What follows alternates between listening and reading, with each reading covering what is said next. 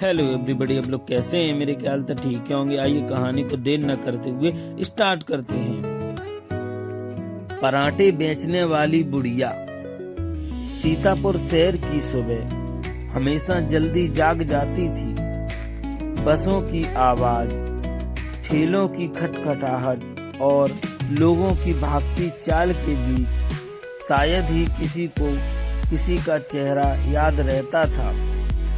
उसी भीड़ के बीच पुराने बस अड्डे के पास एक पीपल का पेड़ था और उसी पेड़ के नीचे हर सुबह एक झुकी हुई बुढ़िया अपनी छोटी सी मेज लगाती थी। उसके हाथ कांपते थे, कमर झुकी रहती थी, पर आंखों में अब भी एक अजीब सा धैर्य था, जैसे उसने जिंदगी से हार मानने से मना कर दिया हो।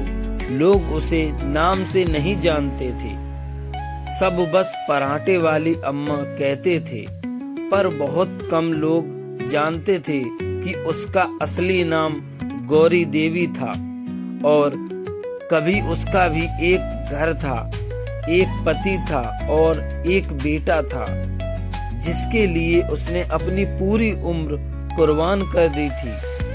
गौरी देवी का बचपन गांव की मिट्टी में बीता था। वहीं उनकी शादी राम स्वरूप से हुई, जो कम बोलने वाला मेहनती आदमी था। खेत, घर और परिवार उसकी दुनिया बस इतनी ही थी। जब मोहन पैदा हुआ तो गौरी देवी ने उसे गोद में उठाकर महसूस किया था कि अब उनकी जिंदगी का मतलब बदल गया है। उस दिन से उनके लिए नींद, भूख और थकान सब पीछे छूट गए। मोहन की हंसी ही उनकी ताकत बन गई। अगर घर में अनाज कम होता तो वो खुद आधी रोटी खा लेती, लेकिन बेटे की थाली कभी खाली नहीं रहती। मोहन पढ़ने में तेज था और यही बात गौरी देवी को सपने देखने की हिम्मत देती थी। उन्होंने अपने गहने बेचे, पति ने जमीन गिरवी रखी और बेटे को शहर पढ़ने भेज दिया, यह सोचकर कि उनका बेटा कभी उन्हें इस तंगी से बाहर निकाल लेगा। शुरुआत में मोहन के खत आते थे। हर खत के साथ गौरी देवी की आंखें चमक उठती थीं। वो खत को कई कई बार पढ़ती, जैसे हर शब्द में बेटे की आवाज सुन रही हो। फिर धीरे धीरे खत कम हो गए, फोन भी कम होने लगे और एक दिन सब कुछ बिल्कुल चुप हो गया। उसी चुप्पी के बीच एक रात राम स्वरूप इस दुनिया से चला गया। गौरी देवी ने उस रात जोर से रोना भी नहीं रोया, बस चुपचाप आंगन में बैठकर आसमान को देखती रही। उन्हें लगा जैसे अब उनके पास इंतजार के अलावा कुछ नहीं बचा। कुछ समय बाद उन्होंने गांव छोड़ दिया और शहर आ गई, इस उम्मीद में कि शायद बेटे को ढूंढ पाएगी। शहर ने उनका स्वागत बेरुखी से किया। बेटे का नाम पता पुराना निकला, लोग बदल गए थे, मकान खाली था। कई दिन वो दर दर भटकी, कभी मंदिर के बाहर बैठी, कभी किसी से मदद मांगी, लेकिन हर जगह बस एक ही जवाब मिला, हमें नहीं पता। आखिरकार उनके पास सिर्फ उनके हाथों की मेहनत बची।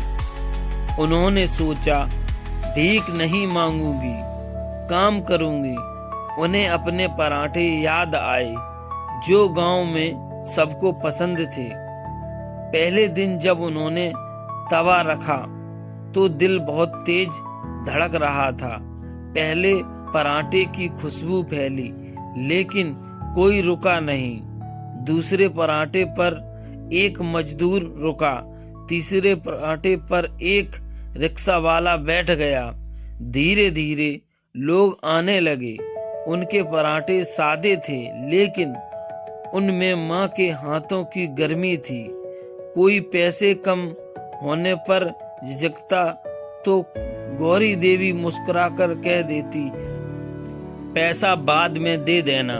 कई बार वो खाली हाथ घर लौटी, लेकिन चेहरे पर शिकायत नहीं होती। समय बीतने लगा, बच्चे स्कूल जाते हुए रुकते, मजदूर सुबह काम से पहले खाते और कुछ लोग सिर्फ उनसे 2 बातें करने के लिए बैठ जाते।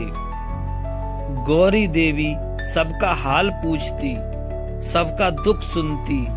उनके लिए पराठे बेचना सिर्फ रोजी रोटी नहीं था, वो लोगों के लिए एक ठहराव बन गई थी। एक छोटी लड़की रानी रोज स्कूल से लौटते वक्त रुकने लगी। कई बार उसके पास पैसे नहीं होते, पर गौरी देवी उसे कभी खाली नहीं लौटाती।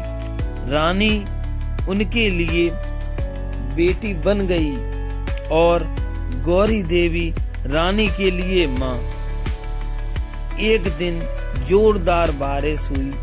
हवा इतनी तेज थी कि मेज पलट गई, आटा मिट्टी में मिल गया, तवा गिर गया। गौरी देवी फिसल पड़ी और उनका हाथ जल गया। लोग इधर उधर भाग रहे थे, लेकिन कुछ युवक रुके और उन्होंने मदद की। उस दिन गौरी देवी देर तक रोती रही, दर्द से नहीं बल्कि इस एहसास से कि दुनिया पूरी तरह पत्थर नहीं बनी है। कुछ दिनों बाद वही बारिश, वही चौराहा और एक कार आकर रुकी। एक आदमी उतरा, उसने पराठा खाया और उसकी आंखें भर आईं। बोला, अम्मा, ये स्वाद मेरी माँ के हाथों जैसा है।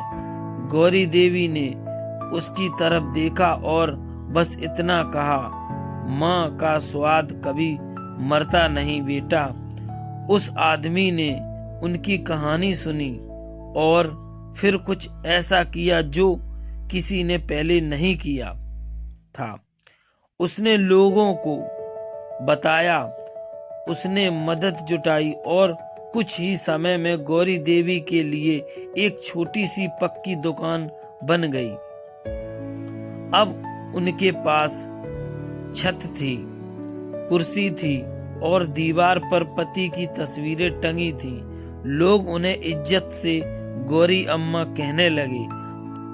पर रात को जब दुकान बंद होती और सन्नाटा छा जाता, तो वो आज भी बेटे की तस्वीर मन में रखकर सोचती, पता नहीं तू कहाँ होगा, लेकिन खुश रहना।